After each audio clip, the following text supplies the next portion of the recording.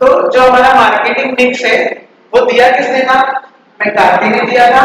उन्होंने बताया मार्केटिंग के 4 एलिमेंट्स होते हैं, प्रोडक्ट, प्राइस, प्लेस और प्रमोशन। तो सबसे पहले हम किस पे जाते हैं?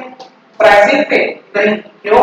क्योंकि पहले हमको प्रोडक्ट बनाना जरूरी है, प्रोडक्ट बन जाएगा तभी तो उसकी प्राइसिंग करोगे, है? तो पहला प्रोडक्ट, कि प्रोडक्ट क्या होना चाहिए, कैसा होना चाहिए। प्रोडक्ट कैसा होना चाहिए? तो कस्टमर्स की नीड्स को सेटिस्फाई करे, ठीक है। अगला है प्राइसिंग। प्राइसिंग कैसी होनी चाहिए? जिससे प्रोड्यूसर को लाभ मिल सके, प्रॉफिट भी मिले और कस्टमर उतना पे करने को रेडी भी हो। अब वो चीज प्रोडक्ट के ऊपर डिपेंड करेगी। अगर प्रोडक्ट अच्छी क्वालिटी का है तो वही वैसा प्राइस आप चार्ज कर सकते। आईफोन का अगर चार्ज कर रहा है तो वैसा वो प्रोडक्ट भी दे रहा है तभी उसके लिए इतना चार्ज कर पा रहा है, ठीक है। तो प्रोडक्ट के अकॉर्डिंग उसकी प्राइसिंग होती है। प्राइसिंग की ना बहुत सारी स्ट्रेटेजी होती है, दो मेन स्ट्रेटेजी उसको समझ लेना। एक होता है स्कीमिंग प्राइसिंग, दूसरा होता है पेनिट्रेशन प्राइसिंग। हिंदी इंग्लिश में भी जब ना आएगा टॉपिक तो अपन पढ़ेंगे ही, बस एक इंट्रो में समझ लो। स्कीमिंग मतलब क्या होता है ना, शुरुआत में हम लोग ज्यादा प्राइस चार्ज करते हैं और फिर बाद में उसको सस्ता कर देते हैं, ठीक है। मतलब पहले अमीरों को बेचते हैं अपन लोग, रिच लोगों को, फिर उसके बाद पुअर पीपल्स को बेचते हैं, गरीबों को बेचना चाहते हैं या मिडिल क्लास को बेचना चाहते हैं। पेनिट्रेशन प्राइसिंग में क्या होता है? पहले प्राइस एकदम कम रहता है, ठीक है, बाद में उसका प्राइस हम लोग क्या करते हैं? बढ़ा देते हैं। एग्जांपल लगाओ पेनिट्रेशन प्राइसिंग में, जिसका प्राइस पहले कम था आज बढ़ गया। जियो, जियो पहले पॉकेट में मिलता था, फ्री में एक साल फ्री में डेटा दिया, तुम लोग इतनी आदत बना दिया है ना कि तुम लोग दूसरी कंपनी बिल्कुल बंद करके रख दी। अब दूसरे दिन का बंद हो गई तो जियो का ही मार्केट हो गया, धीरे धीरे उसने प्राइस बढ़ाना चालू किया, ठीक है।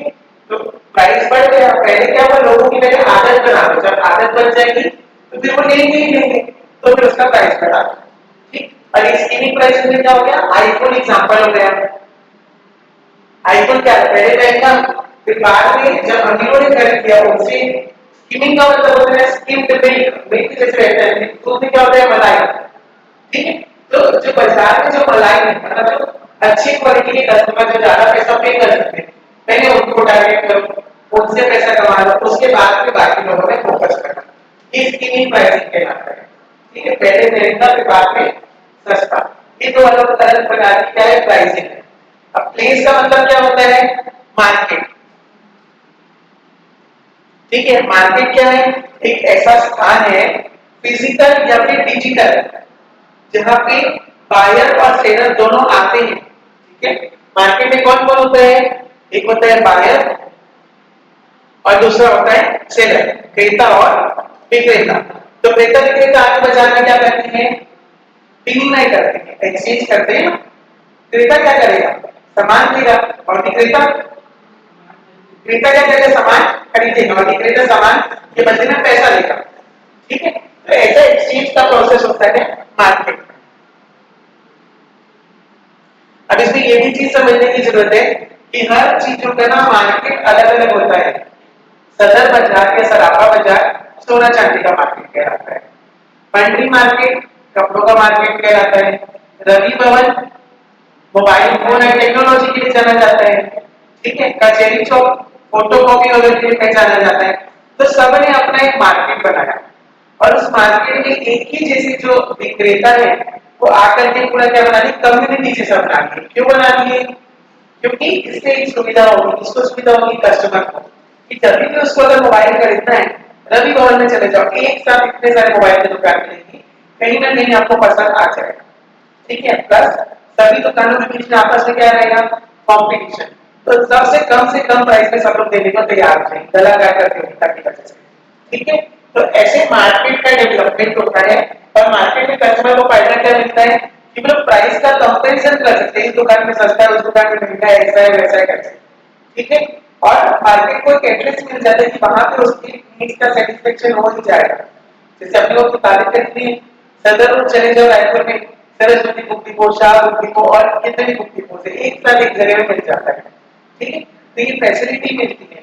और इससे क्या होगा, अगर मान लीजिए कोई सोना चांदी की दुकान है, सदर रोड में नहीं है, कहाँ है? और किसी रोड में, स्टेशन रोड में है या फिर गंज रोड में है, तो उसको उतना ज्यादा कस्टमर्स नहीं आएंगे, है ना, उसकी डिमांड एकदम कम रहेगी। क्यों कम रहेगी? कि कस्टमर को उसके बारे में पता ही नहीं है। जब हम बाजार जाते हैं तो एक साथ बहुत सारे सामान खरीदने जाते हैं, केवल एक सामान के लिए नहीं जाते। तो फिर भी एकदम अचानक से स्टेशन रोड जाकर एक को सामान लेगा, वहां पे सोना चांदी की दुकान है, इसलिए स्टेशन रोड में आपको सोना चांदी की दुकान देखने को नहीं मिलेगी। उनका पूरा समूह क्या है? सदर रोड में। तो ये हो गया मार्केट, जहाँ एक प्लेस है जहाँ पे बायर और सेलर आते हैं और सामान की खरीदी बिक्री करते हैं। अब आज के समय में ऑनलाइन प्लेटफॉर्म भी बन रहे हैं, मीशो, फ्लिपकार्ट, अमेज़न। आप कोई चीज सामान जो फ्लिपकार्ट में देखोगे ना, क्लोज करोगे ना, तुरंत उसका एडवर्टाइजमेंट लेकर के अमेज़न आ जाएगा कि देखो इसमें हमारे पास भी ये प्रोडक्ट है ना। मतलब सब तरीके से हम लोग फंस गए हैं कि एडवर्टाइजमेंट इतना ज्यादा है हर जगह कि उसके बिना हमारा कोई, उनका भी कोई प्रोडक्ट नहीं दिखता ना हम भी नहीं खरीदते। बहुत सी चीजें हम लोग इंपल्स बाइंग करते हैं। इंपल्स बाइंग मतलब जरूरत नहीं थी उस सामान की, बस देखे और जल्दी जल्दी में ले लिए, हमारा खरीदने का कोई इंटेंशन नहीं था। वहां के शुभम के मार्ट में लेने के लिए चाय पत्ती, वहां दिखे ये वाला बिस्किट है, ये वाला टोस्ट है, ये वाला चिप्स नया है, इसके के साथ एक तो ऑफर चल रहा है चाकोली में, इसमें उसमें, लेके आ गए। जरूरत थी क्या? नहीं। अभी जाओ मिठाई, मीठा नमकीन इतना सारा है, सब लेके आ जाओ मन में, ये भी सस्ता है, ये भी सस्ता है। ठीक है, इसको बोलते हैं इंपल्स बाइंग, है ना। तो वो कस्टमर को टारगेट किया जाता है कि भाई आप ज्यादा खरीदो हमसे सामान। ठीक। अब अगला है प्रमोशन। प्रमोशन के अपने ही ना क्या प्रमोशन मिक्स होते हैं।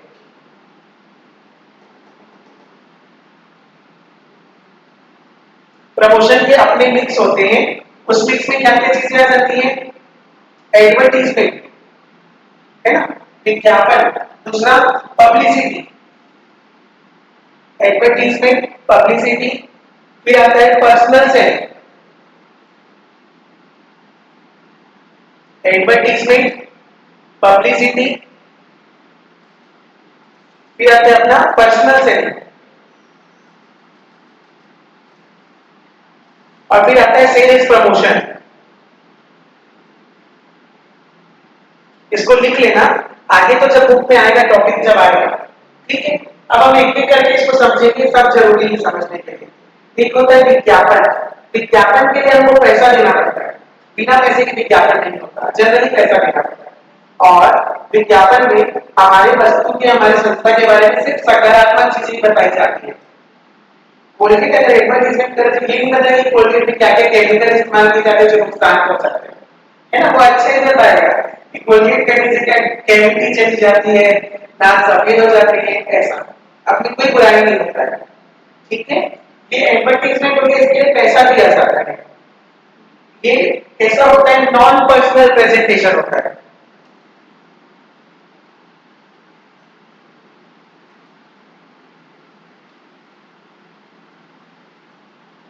और ये पेड होता है, पैसा देकर के कराते हैं। ठीक है, नॉन पर्सनल प्रेजेंटेशन मतलब किसी एक व्यक्ति के लिए एडवर्टाइजमेंट नहीं बनाया जाता है, आम जनता के लिए बनाया जाता है, तो किसी एक पर्सन को टारगेट इसमें नहीं किया जाता। सेम वैसे ही पब्लिसिटी है। पब्लिसिटी भी नॉन पर्सनल होती है, किसी एक व्यक्ति के लिए नहीं बनाया गया है, एक ही व्यक्ति दर्शक नहीं, बहुत सारे उसके दर्शक हैं, बट ये अनपेड होता है। ये हमेशा पॉजिटिव होता है, ये पॉजिटिव और नेगेटिव दोनों हो सकता है। पब्लिसिटी भी क्या होगी? नॉन पर्सनल प्रेजेंटेशन होगी, पर अनपेड होगी, और पॉजिटिव नेगेटिव दोनों हो सकती है। पब्लिसिटी मतलब क्या हो गया? जैसे किसी को पब्लिसिटी मिलती होती है ना, प्रोडक्ट की पब्लिसिटी मिल रही है ना, तो उसमें क्या करते हैं, इंसान बुराई भी करता है और अच्छाई भी करता है। मतलब लोग अच्छी चीजों के लिए भी जाने जा सकते हो, बुरी चीजों के लिए भी जाने जा सकते हैं। जैसे एक वो टीवी सीरियल कोई आता है क्या, बिग बॉस। बिग बॉस में जिन लोगों की बहुत ज्यादा वो रहे होंगे, स्कैंडल्स और र्यूमर्स रहे होंगे पहले, जिन लोगों का मतलब ना पर्सनैलिटी एकदम बवाल जैसे वाले रहा होगा पहले बाहर, उनको बुलाया जाता है। ठीक है, तो पब्लिसिटी का मतलब क्या हुआ? नेगेटिव या पॉजिटिव दोनों आपके बारे में बातें हो सकती है। जैसे कोई नेता है, नेता की पॉजिटिव चीजों में तो उसके नाम हो सकते हैं, नेगेटिव चीजों में तो उनके नाम हो सकते हैं, मतलब लोग उसके बारे में बातें करते हैं प्रकार से, तो वो पब्लिसिटी। ठीक, अगला है पर्सनल सेलिंग। पर्सनल सेलिंग को अपन बोलते हैं डोर टू डोर सेलिंग या फिर डायरेक्ट सेलिंग। इसमें हम घर घर जाते हैं, उस व्यक्ति से डायरेक्टली बातचीत करते हैं और अपना सामान हम उसको बेचते हैं। जैसे इंश्योरेंस पॉलिसी। इंश्योरेंस पॉलिसी से किसी को बिठा करके वो बोलोगे इंश्योरेंस खरीदो तो नहीं खरीदने वाले, या दुकान खोलूंगा तो खरीदेंगे नहीं खरीदने वाले। एक एक को जाके बताना पड़ेगा इस इंश्योरेंस पॉलिसी का फायदा क्या है, नुकसान क्या है। एक एक घंटे उनसे बात करके तब जाके पॉलिसी लिखिए, ठीक है। सिर्फ एक तो क्या इंश्योरेंस पॉलिसी मिलता है तो लेके कोई नहीं आ जाएगा, समझाना पड़ेगा उनको बिठा के। तो ये पर्सनल सेफ्टी में पीटी वाले जो होते हैं ना, घूम घूम करके सामान बेचते हैं, अपना प्रचार प्रसार करते हैं, इतना बड़ा बैग लेके आते हैं, सलवार सूट लेके आए देख लो, साड़ी पहने देख लो, ये सब इसमें आ जाएगा। अगला है सेल्स प्रमोशन। देखो किसी भी चीज की जो सेल्स होती है ना वो लिमिटेड होती है, पर कुछ त्योहारों के टाइम पे या कुछ स्पेशल ओकेजन पे उनकी सेल्स को बढ़ाने का प्रयास किया जाता है, तो उसको सेल्स प्रमोशन एक्टिविटी कहा जाता है। जैसे डिस्काउंट देना या फिर by one get one free, Diwali offer, ये बिग बिलियन डील्स अमेज़न में जो आता है क्या क्या, है ना। तो ये क्या है, सेल्स को आर्टिफिशियली बढ़ाने का प्रयास है। सेल्स जब तक ऑफर देते ना तब तक बढ़ जाए, फिर ऑफर हटा दो, सेल्स वापस पहले जैसे आती है, मतलब रबड़ की इलास्टिक जैसा, जितना खींचोगे उतना बढ़ जाए, फिर छोड़ोगे तो वापस पुराने फॉर्म में आ जाएगा। मतलब इसमें सेल्स इंक्रीज नहीं होंगे, बढ़ नहीं है, आर्टिफिशियल इसको बढ़ाया जा रहा है, डिस्काउंट, ऑफर, कूपन, ये सब दे करके, या फिर स्टैंडी लगा करके। स्टैंडी मतलब वही होता है एमर कोको और हीरो के पुतले आपस में लड़ते रहते हैं, या पेट्रोल पंप के बाहर में ऐसा वो पुतला रहता है जो हाई या बाई कर रहा होता है, ये सब एडवर्टाइजमेंट का तरीका है ना।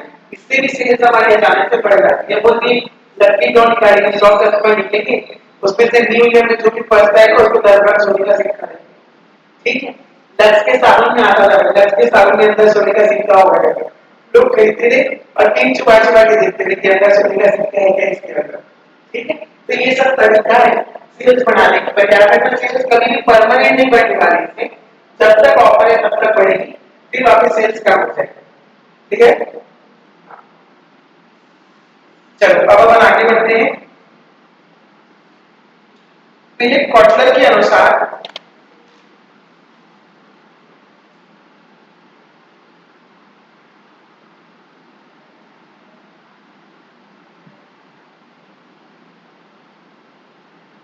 एक फर्म का लक्ष्य, एक फर्म का लक्ष्य अपने विपणन चरों के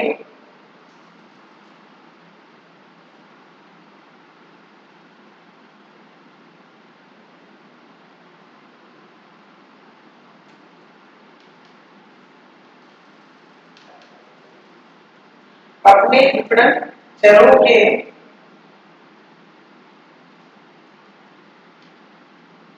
लिए सर्वोत्तम व्यवस्था को लिए सर्वोत्तम व्यवस्था को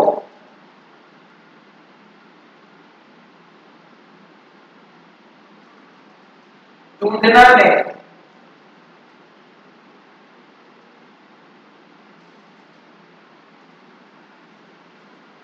यह व्यवस्था ही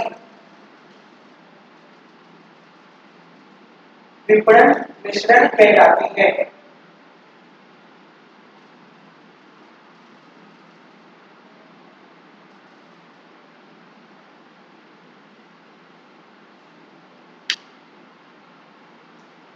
नेक्स्ट हेडिंग, विपणन में 4P,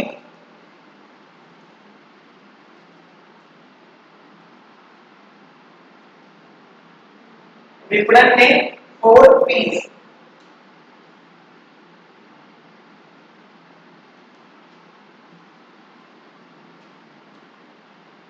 लिखना जेरोम मैकार्थी की पुस्तक, जेरोम जेरोम मैकार्थी की पुस्तक मूल विपणन, बेसिक मार्केटिंग, जेरोम मैकार्थी की पुस्तक मूल विपणन बेसिक मार्केटिंग 1960,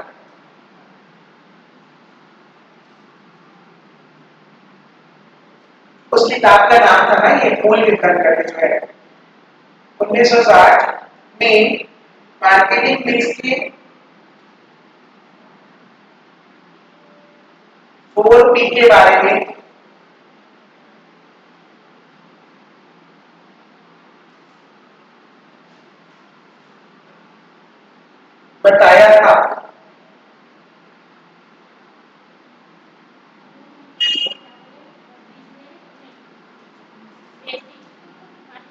हाँ, पुस्तक का नाम है मूल विवरण 1960 में मार्केटिंग मिश्रण के बारे में बताया था। अब मैं जब नेट का एग्जाम दिया था ना, तो मेरा जेआरएफ 2 नंबर से रह गया था, और वो 2 नंबर होना चाहिए कोई इसी क्वेश्चन में कटा था, एक प्रकार से जो एकदम आसान था, और एकदम बेसिक था। क्या है तो क्वेश्चन में, इसको चारों को सिस्टमेटिक ऑर्डर में अरेंज करो, है ना, प्रोडक्ट प्राइस प्लेस प्रमोशन को सिस्टमेटिक ऑर्डर में अरेंज करो। और मैंने क्या कर दिया, प्राइस प्रोडक्ट प्लेस प्रमोशन उसको सेलेक्ट करके आ गया, जबकि प्रोडक्ट प्राइस प्लेस प्रमोशन होना चाहिए, पहले वस्तु फिर उसकी कीमत फिर उसका स्थान फिर उसका बाजार, ऐसा आना चाहिए। इतनी सी गलती की वजह से मेरा जीआर बस, है ना। उसको कोई अगर उस टाइम को क्लियर रहता तो शायद इसको पढ़ाने की जरूरत नहीं पड़ती, है ना। चलो अच्छी बात है, चलो मेरी गलती हुई, तब तक पढ़ाने का कभी तो मौका मिला, नहीं तो कहाँ मिलता। चलो तो पहला लिखना उत्पाद,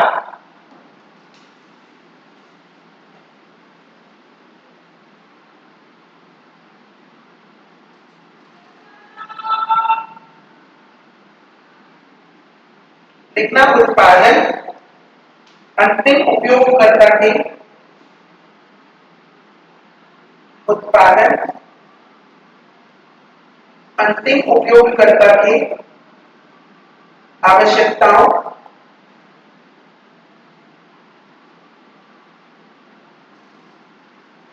एवं मांगों के,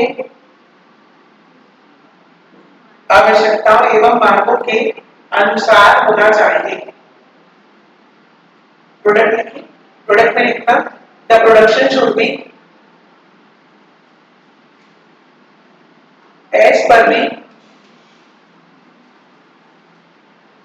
as per the requirement and demand of the end user।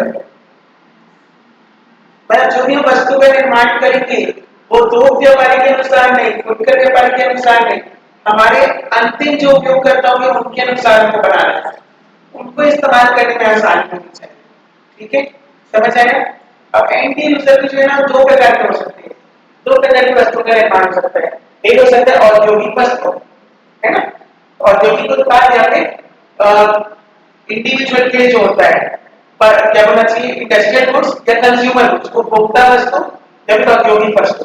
ठीक है, तो जब इंडस्ट्रियल गुड्स बनाए जाते हैं तो उसके क्रेता कौन होते हैं, उद्योग होते हैं, जैसे फेविकॉल बताया था फर्नीचर के लिए, जैसे लकड़ी वगैरह, तो वो लोग खरीदेंगे, वो उसका फिनिश गुड्स बना के फिर बाजार में बेचेंगे। ठीक है, वो उसके लिए एंड यूजर कहलाएंगे, तो वो भी एंड यूजर ही है। और हम लोग भी जो कस्टमर जैसे कुरकुरे चिप्स खरीदे, हम भी एंड यूजर है। ठीक है, तो कुछ दो प्रकार के हो सकते हैं, इंडस्ट्रियल या फिर कंज्यूमर। अगला लिखना मूल्य निर्धारण,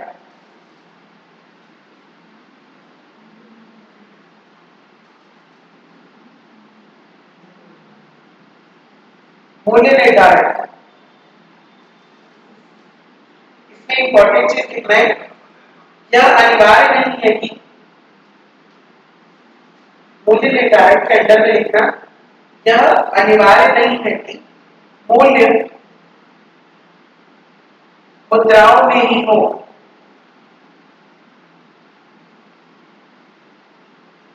कि मूल्य मुद्राओं में ही हो।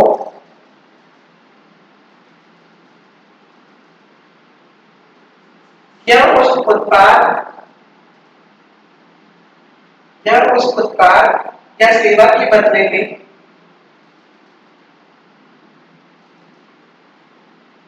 दी जा सकने वाली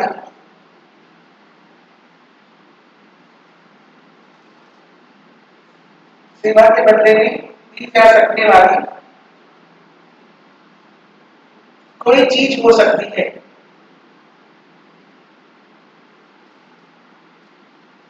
जैसे समय, ऊर्जा, मनोविज्ञान,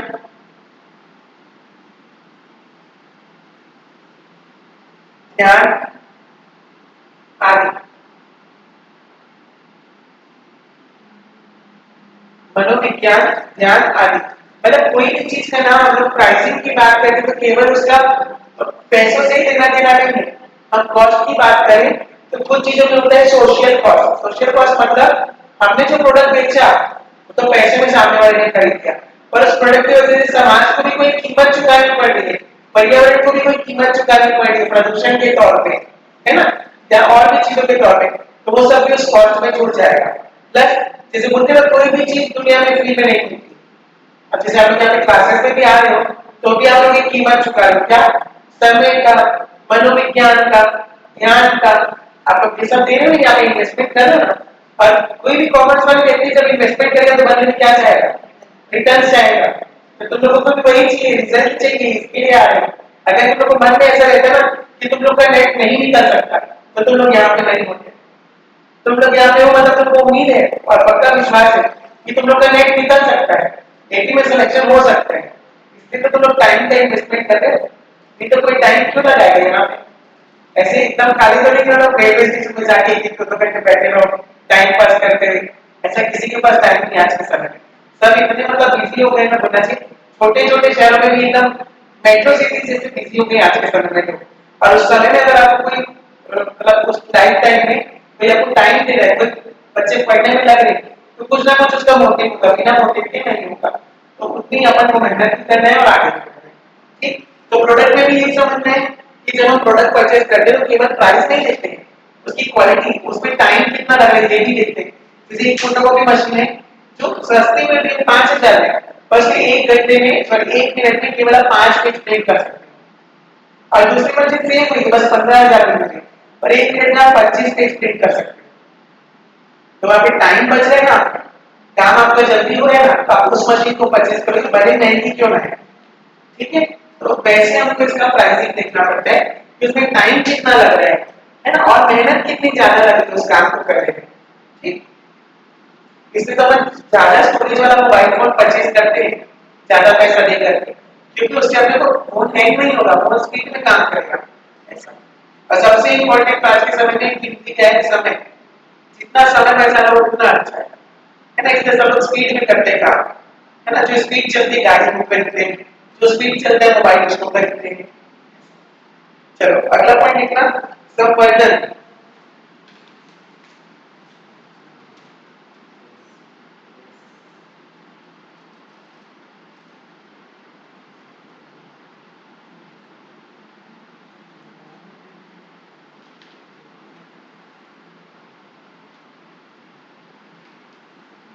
स्थान भी है इसमें, आगे वाले पॉइंट बताऊंगा। ठीक, संवर्धन में लिखना विज्ञापन, प्रचार, व्यक्तिगत बिक्री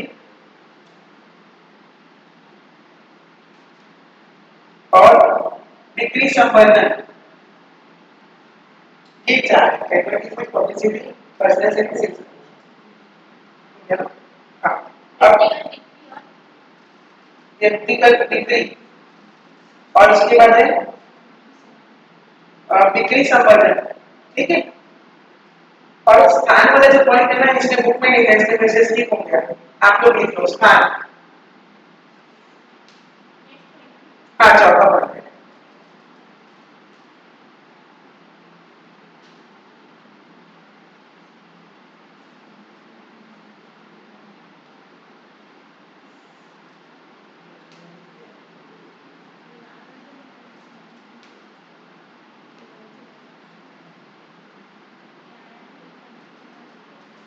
लिखना स्थान से आशय, देखो स्थान से आशय वस्तु के वितरण से है।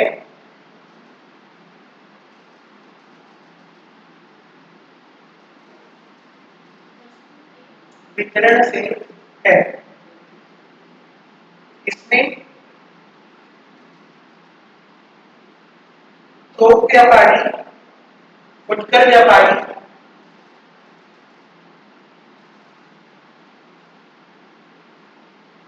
और वितरण वाहिका शामिल है।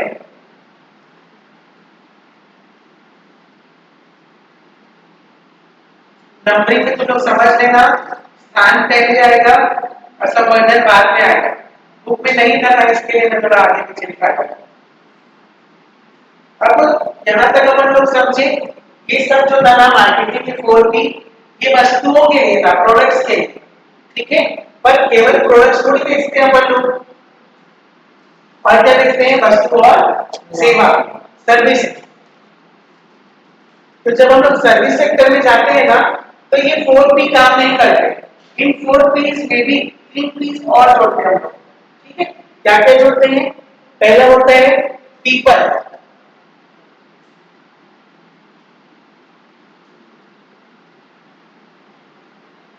दूसरा प्रोसेस, तीसरा फिजिकल एविडेंस,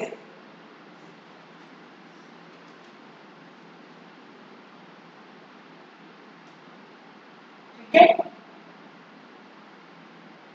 तो जब भी हम लोग सर्विस प्रोवाइड करते हैं, है ना, जैसे कि अगर मान लो टीचिंग, टीचिंग की एक प्रकार क्या है, वस्तु की सेवा है, सेवा।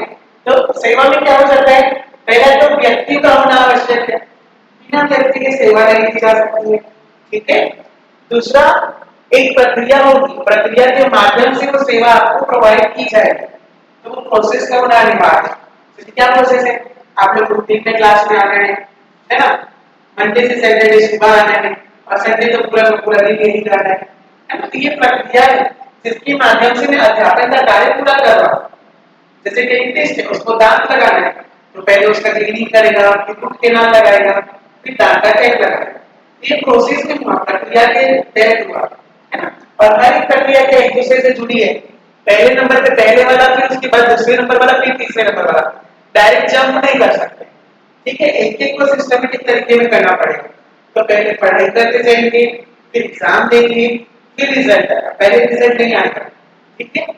ऐसा अगला है फिजिकल एविडेंस। अब देखो क्या होता है ना, जब वस्तु बेचे, पार्ले जी बेचा है, तो तुमने पैसा दिया, मैंने पार्ले जी दिया, तुम्हारे पास पार्ले जी पहुंच गया, ठीक है, ये सबूत है कि मैंने तुमको सामान बेचा है। पर जब हम सर्विस प्रोवाइड करते हैं, तो उसके लिए भी प्रूफ की जरूरत पड़ती है कि हमने सेवा दिया या सेवा मिल गया, तो उसके लिए होता है फिजिकल एविडेंस, यानी कि पावती बोल सकते हो, बिल या सर्टिफिकेट, ठीक है। अब स्कूल जाकर स्कूल में पढ़ कर क्या है, क्या गारंटी कि तुम स्कूल पढ़ रहे हो, कोई भरोसा करेगा तुम स्कूल पढ़ रहे हो। तुम्हारी मार्कशीट पूछेंगे, दिखाओ 10th की 12th की मार्कशीट, तुम पास हो गए, पता तो चले। तुम तो वो क्लास में फर्स्ट आते थे, 90% आता था, बहुत होशियार थे, मतलब मार्कशीट लाके दिखाओ। तो वो मार्कशीट क्या है, फिजिकल एविडेंस है, क्योंकि सर्विस क्या होती है, इंटेंजिबल होती है, अदृश्य होती है, वो दिखाई नहीं देती, पर उसका कोई सबूत हमारे पास होना चाहिए कि हमको सर्विस मिली, तो वो एक फिजिकल एविडेंस। जैसे डॉक्टर के पास जाकर ऑपरेशन भी कराया, तो आपको पूरा क्या करता है, रिपोर्ट बना करके देगा कि आपको क्या प्रॉब्लम था, क्या दवाई दी गई है, क्या ट्रीटमेंट किया गया है ना, क्या बीमारी डायग्नोस की गई थी, ये सब चीजें। तो ये सब किसमें आ गया, फिजिकल एविडेंस। अब प्रोडक्ट और सर्विस, है ना, गुड्स और सर्विस में क्या अंतर होता है, इसको समझते हैं। गुड्स जो होते हैं टेंजिबल नेचर के होते हैं, आंखों से दिखाई देते हैं, सर्विसेज इनटेंजिबल होते हैं, उसको आंखों से देखा नहीं जा सकता। जो गुड्स होते हैं वो क्या होते हैं, सेपरेबल होते हैं, मतलब सर्विस प्रोवाइडर और सर्विस को अलग अलग किया जा सकता है। मेरे को और पार्ले जी को अलग किया जा सकता है, कर सकते हैं वस्तुओं में, पर सेवाओं में मेरे को अगर टीचिंग को अलग कर सकते हो क्या, बोलोगे हमको पढ़ना है पर इनसे नहीं पढ़ना है, मतलब एक टीचर नहीं होना चाहिए पर हमको पढ़ना है, तो वो नहीं हो सकता, ठीक है। तो सर्विस प्रोवाइडर और सर्विस को सेपरेट नहीं किया जा सकता किसमें, सेवाओं में, ठीक है। और ट्रांसफरेबल की बात करें, पार्ले जी को ट्रांसफर किया जा सकता है और सर्विस को ट्रांसफर नहीं किया जा सकता, ठीक है। और जैसे कि पढ़ाओ, तो पढ़ाने से मेरा भी ज्ञान बढ़ रहा है, आपका भी ज्ञान, ऐसा नहीं कि मैं पढ़ा दिया तो मेरे पास वो ज्ञान खत्म हो गया, है ना, वो नहीं। तो ये बेसिक डिफरेंस है दोनों के बीच, प्रोडक्ट्स में और सर्विस में।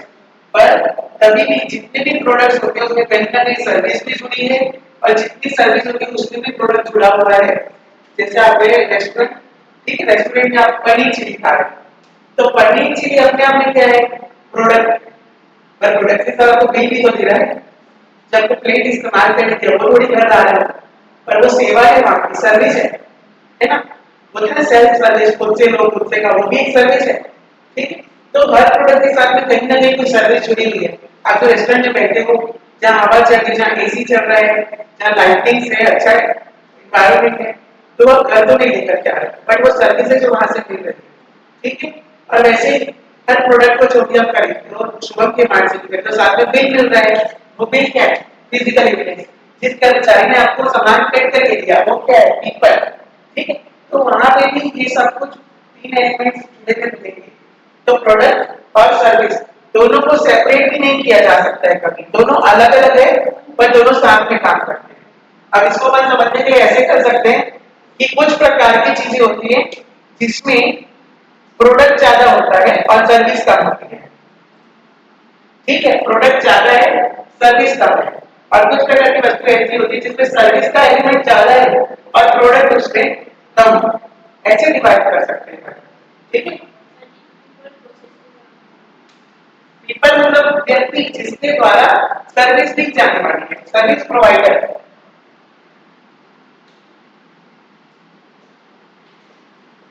जैसे कि टीचर, डॉक्टर आदि। प्रोसेस मतलब प्रक्रिया, जैसे टीचिंग, ट्रीटमेंट, हाँ, तो टीचिंग या फिर ट्रीटमेंट, ठीक है। और उसके बाद आगे फिजिकल एविडेंस यानी प्रूफ, ठीक।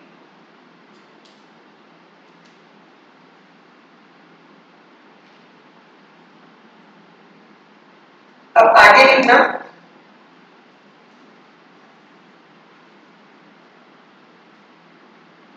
विपणन मिश्रण के आवश्यक तत्व।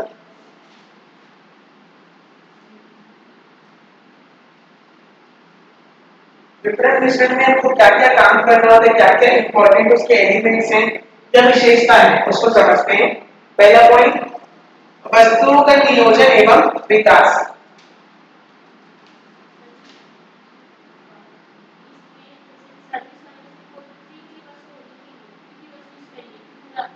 पूरा लिखोगे, पूरा लिखोगे, पर स्पेसिफिक ये पूछ लिया कि सर्विस के थ्री पी कौन कौन से है या इनमें से कौन सा नहीं है। तीन और एक चौथा दे दिया प्रोडक्ट, तो प्रोडक्ट को कट करोगे, ये तुम्हारा आंसर बन जाएगा। नीचे आएगा, नीचे आएगा, मैं तो जगह, हाँ, पहले फोर भी आएगा, उसके बाद में थ्री भी आएगा। पहला पॉइंट लिखना, वस्तु का नियोजन एवं विकास। मार्केटिंग में हम लोग क्या करते हैं, सबसे पहले वस्तु का नियोजन करते हैं और उसका विकास करते हैं, न्यू प्रोडक्ट डेवलपमेंट डिस्कवरमेंट कहते हैं। हर वस्तु का जब निर्माण करते हैं तो उससे पहले क्या करना पड़ता है? रिसर्च करना पड़ता है। क्या रिसर्च करेंगे कि कस्टमर को कैसी वस्तु चाहिए, कस्टमर के मांग के अनुसार उसका डिजाइन होना चाहिए, है ना। अब जैसे आईफोन है, आईफोन में डिजाइन में चेंज होता है हर बार मॉडल में, तो कस्टमर को क्या चाहिए, हर बार कुछ नया चाहिए, सेम डिजाइन में वो लोग नहीं खरीदना चाहेंगे, ठीक है। नया डिजाइन, नए फीचर्स, तब जाकर के लोग उसको परचेज करेंगे। वो किसके अनुसार होना चाहिए? कस्टमर्स के अकॉर्डिंग होना चाहिए, ठीक। दूसरा पॉइंट लिखना, वस्तु का वितरण मार्ग।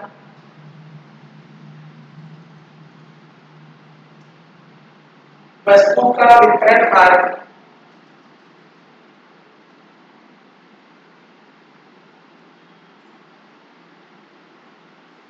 यानी कि डेवलपमेंट ऑफ द प्रोडक्ट,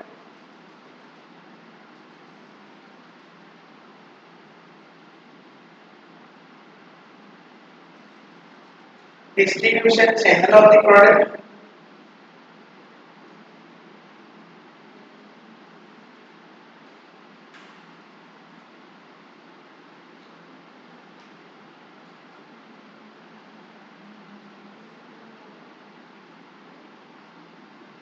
अगला लिखना, वस्तु का मूल्य निर्धारण, price determination of the product. Next, विक्रय शक्ति,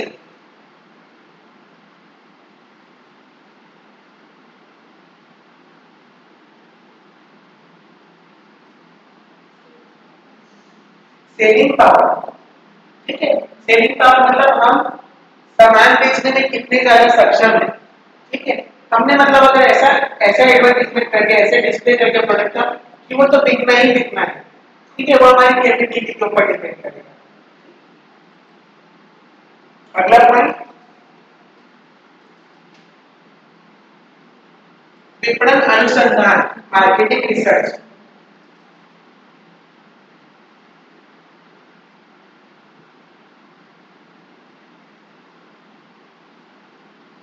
मार्केटिंग रिसर्च में ना मार्केट रिसर्च भी आ जाता है।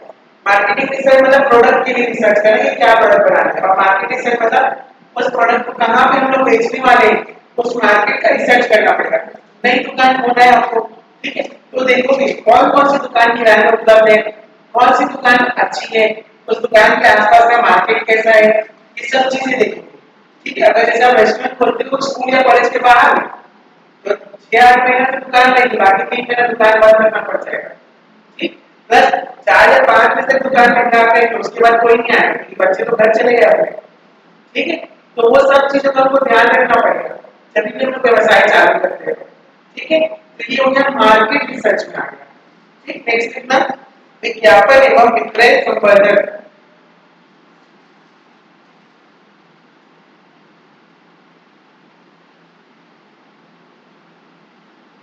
Advertisement and sales promotion. Next, वस्तुओं का भौतिक वितरण, वस्तुओं का भौतिक वितरण, physical distribution of the product.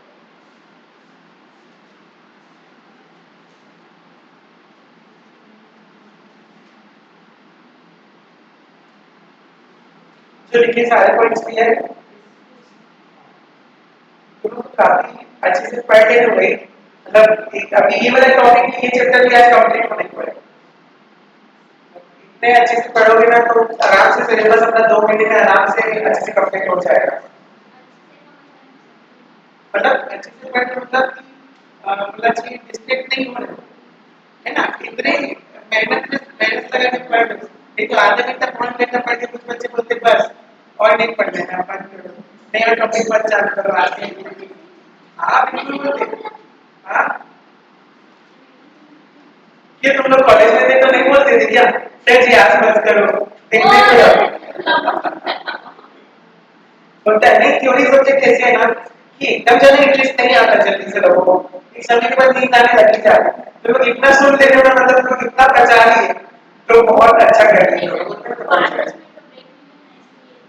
Break बहुत इफेक्टिव होता है ना, किसी की भी मतलब क्या बोला चाहिए, अटेंशन की जो कैपेसिटी 40 मिनट से ज्यादा नहीं ब्रेक के हिसाब से, तो हमारा 40-45 मिनट का अपने को ब्रेक देना चाहिए। उस दिन भी बता रहा है टीचिंग में 1 घंटे की क्लास जो लो, पर आपको 40 मिनट पढ़ाना है, उसके बीच में आपको और काम करने हैं, बच्चों से बातें करना है या उनको जरा फ्री छोड़ देना है। ऐसा करो शुरू के 5 मिनट ब्रेक, लास्ट के 5 मिनट ब्रेक और बीच में 10 मिनट का ब्रेक, 20-20 मिनट पढ़ा करके, तो क्लास बहुत अच्छी से चलकर बच्चों को बहुत आसानी से समझ में आएगा।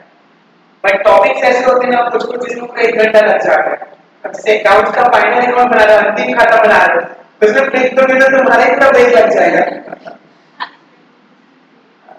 चलो नेक्स्ट है लिखना, राजनीतिक विपणन नियोजन।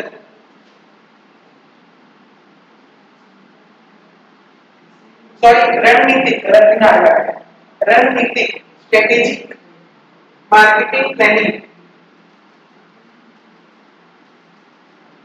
रणनीतिक विपणन नियोजन, इसका मतलब क्या हुआ, हम लोग जब भी मार्केटिंग करते हैं तो उसके लिए पहले रणनीति बनाते हैं, स्ट्रेटेजी। स्ट्रेटेजी चलने की हमेशा कभी लॉन्ग टर्म के लिए होती है, और एक वर्ड होता है टैक्टिक्स। ठीक है, टैक्टिक्स शॉर्ट टर्म के लिए होती है, 1 महीने 2 महीने के लिए, पर स्ट्रेटेजी हमेशा लॉन्ग टर्म के लिए होती है। रणनीति जो वर्ड है स्ट्रेटेजी, ये आर्मी सेना जगत से आया है वहां से। ठीक है, वहां वो लोग रणनीति बनाते हैं, है ना, दुश्मनों को हराने के लिए। ठीक है, वही रणनीति हम लोग मार्केटिंग में भी अप्लाई करते हैं, हमारे कॉम्पिटिटर्स को पीछे हटाने के लिए और अपने आप को गलत करके कभी भी ऊपर लेकर के आने के लिए। ठीक है, तो ये स्ट्रेटेजी बनाई जाती है किसके लिए, मार्केटिंग प्लानिंग के लिए। जैसे मान लो हमने रणनीति बना लिया है कि हमको अपने वस्तु का जो विज्ञापन है ना हर जगह करना है, मोबाइल में देखो तो भी क्या होना चाहिए, फ्लिपकार्ट का एडवर्टाइजमेंट, है ना, बड़े बड़े बैनर लगा दिए शहर में, फ्लिपकार्ट का एडवर्टाइजमेंट, पोस्टर बैनर, है ना, pamphlet, mobile phone, cinema hall, सब जगह में अपने प्रोडक्ट का एडवर्टाइजमेंट डाल दिया। मतलब जो कस्टमर हर जगह उसी चीज को देख रहा है, सुन रहा है ना, तो कहीं ना कहीं उसको परचेज करने को चला जाएगा। जैसे लक्स का इतना ज्यादा एडवर्टाइजमेंट आया है, अरे ठीक है भाई एक बार ट्राई करके देख लेते हैं वैसा हो जाएगा। ठीक है, तो जो इंसान जितना ज्यादा सुनता है ना, कहीं ना कहीं उसके दिमाग में वो बैठता चला जाता है। इसलिए मैं बोलता हूँ पढ़ाई का मन अगर नहीं भी करें तो भी चुपचाप बैठ करके सुनते रहो सुनते रहो सुनते रहो, एक ना एक दिन हमारे दिमाग में चीज याद आ जाएगी एग्जाम के समय, शायद अभी हमको लग रहा है कि हम खुद समझ गए, एग्जाम में शायद कोई सेंटेंस याद आ जाए और आंसर बन जाए, है ना? तो वो चीज है। तो ये सब चीजें किसमें आ जाती है? रणनीति में आ जाती है कि मार्केटिंग करने से पहले हम लोग अपने संसाधन के हिसाब से, जितने हमारे रिसोर्सेज है उसके अकॉर्डिंग हम लोग पूरा मार्केटिंग प्लानिंग करते हैं। पूरा प्लान करके कितने में वस्तु बनाएंगे, कितने में बेचेंगे, कितना विक्रय होगा, कितनी क्वांटिटी में, उसमें कितना प्रॉफिट होगा, कितना कर्मचारियों को पैसा देंगे, कितना टैक्स पटाएंगे और अंत में हमारे पास कितना बचेगा, ये सब पहले से डिसाइड कर लिया जाता है ना? कुछ प्रोडक्ट्स होते हैं बहुत अच्छे होते हैं पर उसका बिजनेस नहीं किया जा सकता। अच्छा है, काफी बिजनेस है पर उसका बिजनेस नहीं, मार्केट नहीं। जैसे एग्जाम्पल के लिए जैन लोग ना आलू प्याज नहीं खाते, जनरली बहुत लोग खाते हैं जैन में, पर कुछ लोग नहीं खाते, तो आलू प्याज वगैरह नहीं खाते। मैं सोचा उनके ना फास्ट फूड आइटम बनाऊंगा, गुपचुप बना करके बेचूंगा, एकदम स्पेशल जैन वाला जिसमें प्याज आलू कुछ नहीं डालूंगा, ठीक है? अब मैंने वो खोल भी दिया, मेरा एकदम सोशल कॉस्ट अच्छा था, लोगों को मजा आएगा करके। पर मैंने जब दुकान ओपन किया तो मेरे दुकान में कोई नहीं चढ़ा, है ना? मुश्किल से 2-5 जने आए जो रेगुलर आते थे, गुपचुप खाते थे और चले जाते थे, जैन वाला एकदम चना बस जला है इसमें, आलू प्याज कुछ नहीं और खट्टा बस, ठीक है? तो उसको लोगों ने पसंद नहीं किया, पसंद किया जितने लोगों ने किया, पर 5 मिनट गुपचुप से क्या मेरा डिनर चल जाएगा? नहीं चलेगा, तो मुझे बिजनेस बंद करना पड़ेगा। क्यों? बिजनेस आइडिया अच्छा था पर स्केलेबल नहीं था, उसके कस्टमर्स उतने ज्यादा नहीं थे। ठीक है, हमको पहले से चेक करना पड़ेगा कि जो हम बिजनेस आइडिया सोच रहे हैं वो कितना ज्यादा ग्रोथ कर सकता है, उसके हिसाब से हम प्राइसिंग रखेंगे। जैसे खान सर क्लासेस लेते हैं ऑनलाइन, वो अपने कोर्स का प्राइस रखते हैं 100 रुपए मान लो, तो 100 रुपए जो हम सोचे एक व्यक्ति 100 रुपए दे रहे, पर लाख लोग उनका प्रोडक्ट परचेज कर रहे हैं, तो उनकी जो अर्निंग है करोड़ों में चली जाती है उसके थ्रू। तो हमको ये जानना जरूरी है कि हमारा मार्केट कितना बड़ा है, मार्केट का पोटेंशियल यानी कैपेसिटी कितनी ज्यादा है, उसके हिसाब से हम प्रोडक्ट का प्राइसिंग रखेंगे। ठीक है, समझ आया? अब जैसे मान लो नया पारा शहर में 11th और 12th कॉमर्स पढ़ने के कितने बच्चे आने वाले, ये मुझे पहले डिसाइड करना पड़ेगा, तब मैं उसकी ट्यूशन फीस रखूंगा। पता है मुश्किल से यहाँ 5 स्कूल है, एक स्कूल में 20 बच्चे से ज्यादा कॉमर्स के नहीं पढ़ते, कितने हुए? 100 बच्चे, ठीक है? और ट्यूशन कितनी कॉमर्स की? मान लो 5, इसके मतलब बस अंत में कितने बच्चे आने वाले? एवरेज बेसिस में 20 आने वाले हैं, 15 भी आ सकते हैं, 25 आ सकते हैं, 30 आ सकते हैं, बस। तो मेरे को प्राइसिंग उसके हिसाब से रखना पड़ेगा। अगर मेरे पास 15 बच्चे आते तो क्या मैं उतना प्रॉफिटेबल रहूंगा? अगर मैंने 500 रुपए रख दिया हिसाब कर, 7,500 रुपए बचाएगा, तो उतने में क्या मेरा खर्चा निकल जाएगा? क्या नहीं निकल जाएगा? तो फिर मेरे को वहां पर उसको प्राइसिंग को चेंज करना पड़ेगा। तो प्राइस हम लोग डिसाइड करते हैं किसके हिसाब से? मार्केट के हिसाब से, ठीक है? कि मार्केट कितना स्केलेबल रहेगा। अगर ज्यादा कस्टमर्स है, या पूरे 50 बच्चे 100 बच्चे बचे एक साथ, तो मैं 100 रुपए भी चार्ज करूंगा तो भी फायदा, 200 रुपए भी चार्ज करूंगा तो भी फायदा, ठीक है? वो मार्केट के हिसाब से हमको डिसाइड करना पड़ता है। चलो इसमें लिखना, अमेरिकन मार्केटिंग एसोसिएशन के अनुसार, अमेरिकन मार्केटिंग एसोसिएशन के अनुसार विपणन क्रिया के लिए, विपणन क्रिया के लिए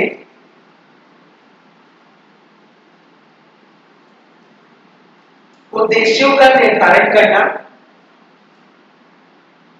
उद्देश्यों का निर्धारण करना एवं उन उद्देश्यों की प्राप्ति के लिए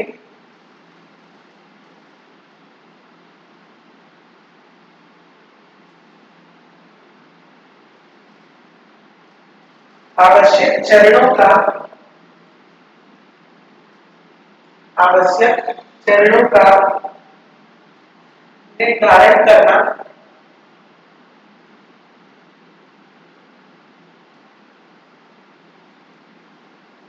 ही विपणन नियोजन कहलाता है।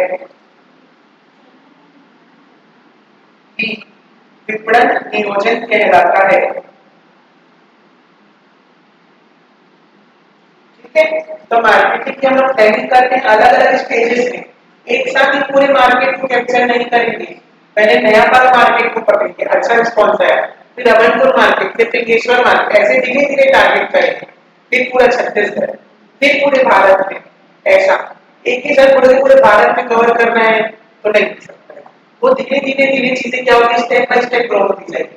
पहले सिटी में, फिर स्टेट में, फिर नेशनल लेवल में। तो शायद इंटरनेशनल लेवल में आप अपना प्रोडक्ट बेच सकते हो, है ना। तो ये इसके हिसाब से चालू होता है। जैसे हल्दीराम की जो कहानी तुम पढ़ोगे ना, यूट्यूब में सुनोगे, तो हल्दीराम का क्या था, वो हस्बैंड वाइफ थे, वो लोग मूंग को तलते थे, मूंग दाल बनाते थे उससे, है ना। ऐसे टुकड़ी में भर भर करके बस बेचते थे। फिर धीरे धीरे उससे हल्दीराम इतना ज्यादा एक्सपेंड हो गया कि हर घर में हल्दीराम की भुजिया, मूंग दाल, ये सब इतने फेमस है। तो उनकी कहानी भी जो चालू है एकदम जीरो से हुई है। दिग्गज पापड़ जो है उसकी कहानी कभी सुनना, वो औरतों का समूह था जिन्होंने मिलकर के मिल करके पापड़ बेचते थे। धीरे धीरे आज वो पूरे देश भर में बिकने लग गया। ऐसे ही बहुत से काम, अचार का भी है, ठीक है। अचार भी एकदम छोटे लेवल में चालू किया था, कोई कंपनी थी, नाम याद नहीं आ रहा है, शायद डायनोस का या कुछ और था। तो बाद में उसके क्या हुआ, डिमांड एकदम ज्यादा बढ़ गया और तो बिजनेस छोटे से चालू किया गया, इतना ज्यादा बढ़ गया, ठीक है। एक वो है एमबीए चाय वाला, है ना, उसका भी स्टार्टिंग बहुत जीरो से हुआ था। उसको अपने डिजायर्ड एमबीए इंस्टीट्यूट में एडमिशन नहीं मिला, है ना। फिर उसने चालू किया, छोटे लेवल पे चालू किया।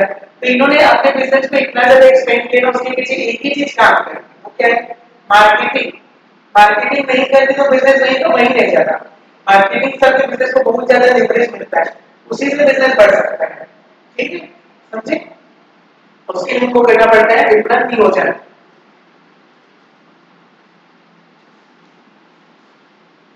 अब लिखना है रणनीतिक विपणन नियोजन के प्रकार। रणनीतिक विपणन नियोजन के प्रकार।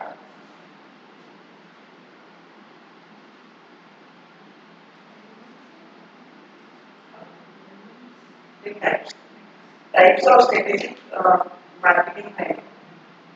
पहला है दीर्घकालीन विपणन नियोजन।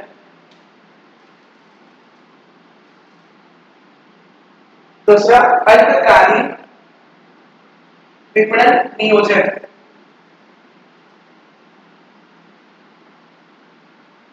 तीसरा संवर्धन, सॉरी, तदर्थ विपणन नियोजन। दीर्घकालीन, अल्पकालीन और तदर्थ। तदर्थ मतलब उसी टाइम, ऑन द स्पॉट, तदर्थ विपणन नियोजन, ठीक है। जब हम लोग लॉन्ग टर्म मार्केटिंग प्लानिंग करेंगे ना, तो हम लोग क्या करेंगे, प्राइसिंग स्ट्रेटेजी, है ना, मूल्य नीति, विज्ञापन, विक्रय संवर्धन, ये सब कार्यक्रम का इस्तेमाल करेंगे, ठीक है। उससे एक ही आपका विक्रय नहीं बढ़ जाएगा, धीरे धीरे आपका विक्रय बढ़ेगा। जैसे आप प्राइस सही सेट किए तो धीरे धीरे उसका आपका क्या होगा, डिमांड बढ़ेगा, ठीक। अगला होता है अल्पकालीन, शॉर्ट टर्म के लिए हम लोग क्या कर सकते हैं, विज्ञापन कर सकते हैं, एडवर्टाइजमेंट कर दिए, है ना, न्यूज़पेपर में डलवा दिए, तो उसका क्या होगा, हमेशा लाभ मिलेगा क्या, नहीं, कुछ समय के लिए। पर आपने दीवार पे लिखवा दिया उसी एडवर्टाइजमेंट को, तो उसका लाभ आपको लंबे समय तक मिलेगा। न्यूज़पेपर एक दिन की वैलिडिटी है, पैम्फलेट भी 10 दिन 15 दिन से ज्यादा कहाँ रहने वाला किसी के पास। पर अगर आप दीवार में लिखवा दिए उसी एडवर्टाइजमेंट को, यहाँ पे कोचिंग क्लासेस पढ़ाई जाती है एग्जाम्पल, तो उसका जो बेनिफिट मिलना तो लॉन्ग टर्म में मिलने वाला है। वही विज्ञापन अल्पकालीन है, वही विज्ञापन दीर्घकालीन भी हो सकता है, ठीक है। निर्भर करेगा कि किस तरीके से आपने विज्ञापन किया है, ठीक। और एक होते तदर्थ। तदर्थ मतलब ऑन द स्पॉट, तुरंत डिमांड बढ़ी, तुरंत आपने सप्लाई बढ़ा दिया, ठीक है, पैसा। अब जैसे कॉलेज में आपने आनंद मेला चल रहा है, आप पेस्ट्री बना करके लेके जाते हो बेचने के लिए, ठीक है। आप पेस्ट्री लेकर के गए, खुद से बनाए थे आपने बेचने के लिए, 20 के 20 पूरे आधे घंटे में बेच गए। पर लोगों की और डिमांड है, और चाहिए और चाहिए, तो आपने दिमाग लगाया कि नया वाला एक दुकान में पेस्ट्री अच्छी मिलती है, कम रेट में मिलती है, वहां से आप 20 और लेकर के आ गए, 10 रुपए पर पीस के हिसाब से, और 20 रुपए पर पीस में आपने उसको बेच दिया, तुरंत आपको ऑन द स्पॉट प्रॉफिट हो गया। फिर तदर्थ मार्केटिंग कहलाता है, ऑन द स्पॉट आपने सोचा कि मार्केट में डिमांड है, तुरंत आपने प्रोडक्ट बनाया और बेच दिया, ठीक है। पता चला अचानक से यहाँ आसपास में किसी मतलब शादी वादी होने वाली मेहंदी की डिमांड हो सकती है, आपने पूछा और तुरंत आप मेहंदी बनाने के लिए लगाने के लिए चल गए, तुरंत आपने 2-5 हजार रुपए कमा लिया। तो ये तदर्थ विज्ञापन है कि तदर्थ विपणन, समझ आया, ऑन द स्पॉट। इसके लिए पहले से कोई रणनीति नहीं बनाई थी, तुरंत के तुरंत हमने स्ट्रेटेजी को तैयार किया, है ना, और तुरंत उसको अप्लाई कर दिया, ठीक है। चलो नेक्स्ट कितना, रणनीतिक विपणन नियोजन के उद्देश्य। रणनीतिक विपणन नियोजन के उद्देश्य, objectives of strategic marketing planning.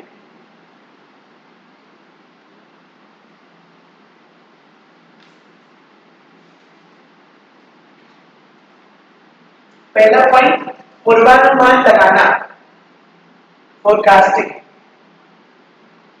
पूर्वानुमान लगाना, पहले से अनुमान लगा लेना कि भविष्य में कैसे कैसे ट्रेंड बनने वाले हैं। ट्रेंड मतलब क्या होगा, जो लंबे समय के रहता है। अच्छा, दो चीज समझना, एक होता है फैशन और एक होता है ट्रेंड।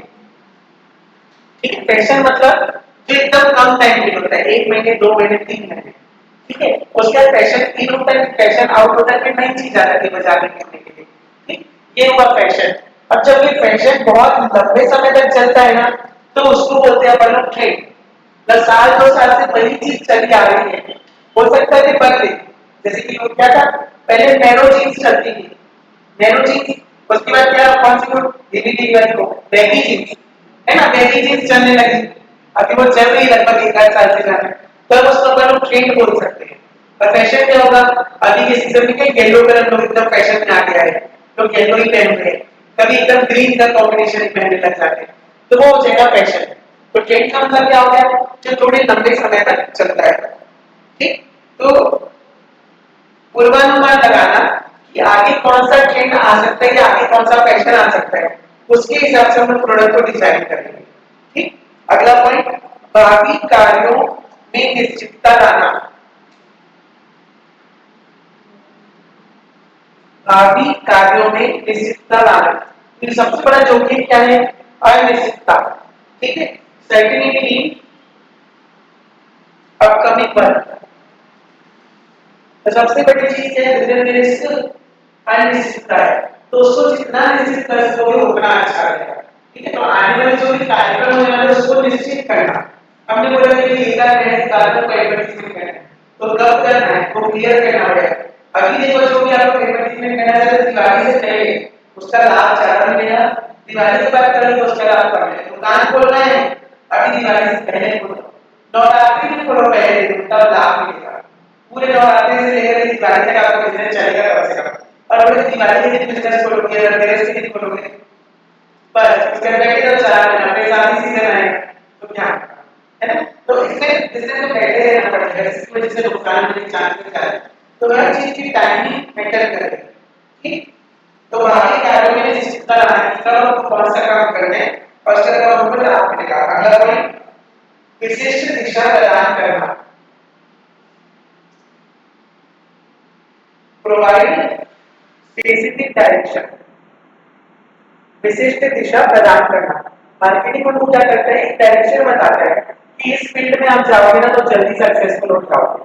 ठीक है, तो उसी फील्ड को आपको पकड़ना है, बिजनेस के तौर पे देखना है कि बिजनेस 4 प्रकार के प्रोडक्ट बनाता है, कुरकुरे बनाता है, हरा वाला, डार्क ग्रीन, लाइट ग्रीन, और वही क्या है, शेजवान वाला, हैदराबादी वाला, टैंगी टमाटो वाला, और ऑरेंज वाला, पंची क्या जो भी नाम होता है उसका, अलग अलग प्रकार के कुरकुरे मसाला। ठीक है, तो मैं सबसे पहले किसकी डिमांड रहती है, मसाला। तो एक प्रोडक्ट है जिसपे हमको पूरा टारगेट करना है, वो हमको मार्केट से पता चलता है कि इसकी डिमांड हमेशा डबल ट्रिपल होने वाली बाकी से, है ना, तो वो चीज है। देखना नेक्स्ट, और उसी दिशा में हम लोग ज्यादा काम करेंगे। इसमें देखना, जो मसाला मंच वाला कुरकुरे ना उसमें 50% एक्स्ट्रा देता है, जो भी परसेंट एक्स्ट्रा देता है, ग्रीन वाले में या डार्क ग्रीन वाले में नहीं देता है। क्यों, उसमें हमको फोकस करना है, जिसमें हमको सक्सेस दिखते जा रहा है उसी में आगे बढ़ते जाओ, उसकी डिमांड को जितना बढ़ा सकते हो बढ़ाओ। ठीक, नेक्स्ट पॉइंट, महत्वपूर्ण जानकारी प्रदान करना,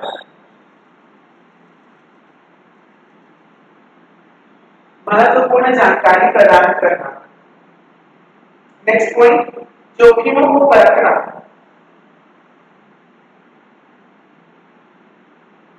to know the possible risk. जोखिमों को परखना, किसी काम को करने में कितना जोखिम है उसको समझना बहुत जरूरी है ना। हमने लागत लगा दिया 10,000 20,000 रुपए का और उसके हिसाब से हमको रिटर्न्स नहीं मिले तो क्या मतलब है। जैसे लोग केक बनाने का बिजनेस करते हैं, ठीक है, उसमें शुरुआत में अगर देखा जाए तो 20,000 की लागत लगा दोगे तो पता नहीं चलेगा, उसमें जो सजावट का सामान और जो भी चीजें आती हैं उसमें पैसे फंस भी सकते हैं। रेगुलर अगर केक बिक रहे तो पैसे कमा लोगे, नहीं तो नहीं बिका तो 3 महीने में तो शायद उसकी क्रीम भी खराब हो सकती है। तो हर चीज की लाइफ है, उसके हिसाब से हमको उसका काम करना चाहिए। ठीक, समझ आया? तो आने वाले जो भी पॉसिबल रिस्क होने वाले हैं उससे हमको पहले बचना पड़ेगा। पता ही क्रीम एक हफ्ते में खराब होने वाला है, तो अभी ऑफर दे दो 50% ऑफ, 20% ऑफ और केक बेच के उसका पैसा बना लो, खत्म कर दो। ठीक है, तो ऐसे ही अपने को बिजनेस में करना पड़ेगा कि क्या क्या रिस्क हो गए, सामान एक्सपायरी भी हो सकता है, कर्मचारी छोड़ के जा भी सकते हैं, हमारा अभी कॉम्पिटिटर नहीं, बाद में कोई हमारे बाजू कॉम्पिटिटर भी आ सकता है।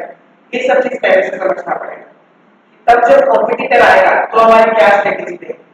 जैसे वो एक जोहार वर्क्स करती है रेस्टोरेंट, जोहार वर्क्स है ना, वो खुला, अच्छा चलता था थोड़ा, उसके बाजू में एक और क्या ढाबा जैसा कुछ खुल गया। ठीक है, अब देखो उसी कॉम्प्लेक्स में एक कॉम्पिटिटर अचानक से आ गया, उसके लिए इतना बिजनेस अच्छा चल रहा है, अपना बिजनेस खोल देते हैं, तो उससे क्या होगी, ग्राहक जितने भी आएंगे उस एरिया में वो दो हिस्से में बट जाएंगे, 50% इधर जाएगी, 50% इधर जाएगी, तो सेल साथ हो जाएगी ना उसकी वजह से। तो इसको पहले से आपको समझना पड़ेगा कि अगर दो रेस्टोरेंट्स भी हैं तो ग्राहक हमारे ही रेस्टोरेंट में क्यों आए, जब आएगा तो उसको यूनिक चीज मिलेगी जो यही मिलती है और कहीं नहीं मिलती, और सर्विस हमारी ज्यादा अच्छी तब आएगा, तो उसमें हमको पहले से स्ट्रॉन्ग रहना पड़ेगा। नेक्स्ट पॉइंट, समन्वय स्थापित करना, समन्वय स्थापित करना, कोऑर्डिनेशन, लक्ष्य प्राप्त करना, अगला पॉइंट है लक्ष्य प्राप्त करना।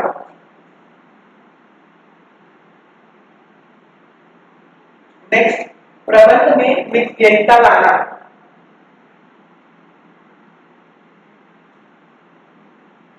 प्रबंध में विकेंद्रीयता लाना। नेक्स्ट पॉइंट, स्वस्थ प्रतिस्पर्धा बनाए रखना, स्वस्थ प्रतिस्पर्धा बनाए रखना। अगर प्रतिस्पर्धा नहीं होती ना तो हम लोग अपने आप में इंप्रूवमेंट ही लेकर के नहीं आते, इसलिए कोचिंग में आपकी पढ़ाई करने का फायदा है, आपको कॉम्पिटिटर्स का पता चलेगा किस लेवल का रहता है पढ़ाई।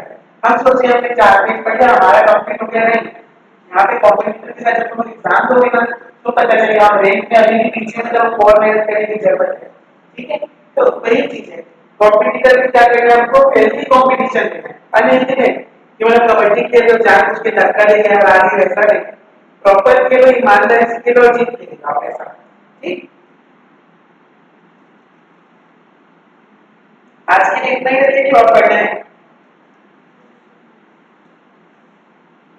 कल पढ़ेंगे। ठीक है, कल ये वाला टॉपिक भी कंप्लीट हो जाएगा, इसका भी क्वेश्चन पेपर बना के आज मैं भेज दूंगा, तो लोग घर में बनाना। इसमें एक तो बुक का वाला बचा है और लक्ष्य और स्थिति बचा है, टारगेट सेटिंग, टारगेटिंग प्रोसेस, ज्यादा लंबा टॉपिक नहीं, आधा पौन घंटे में हो जाएगा। अच्छा है ना, अपना जो टारगेट है ऐसे रखेंगे, हर 3 दिन जो रहेगा ना हफ्ते का उसमें एक चैप्टर को कंप्लीट करना, आसानी से पूरा सिलेबस कंप्लीट हो जाएगा।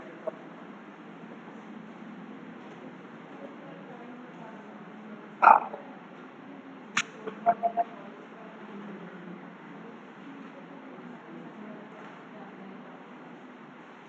एक चीज को बताना है, मोबाइल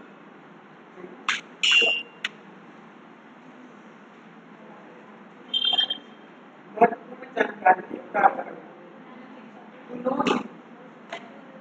इम्पोर्टेंट इन्फॉर्मेशन। चलो 5-10 मिनट का टाइम बच जाए तो कोई डाउट है इसमें